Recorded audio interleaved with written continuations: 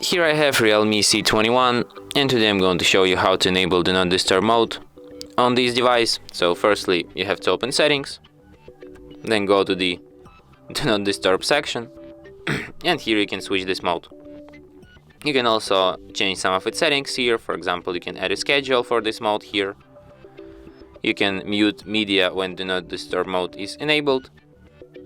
You can add exceptions for this mode. For example, it could be notifications, notifications drawer, and other notification types. You can add status bar notifications to the exceptions, banner at screen tops, lock screen notifications, notification badge. You can allow messages from anyone, from contacts only, from starred contacts only, or from nobody. The same goes for calls, and there's also an option ring for repeat calls. The second call from the same number within 3 minutes will not be silenced. And that's it. Thanks for watching. If you find this tutorial useful, don't forget to hit that like button and subscribe to our channel.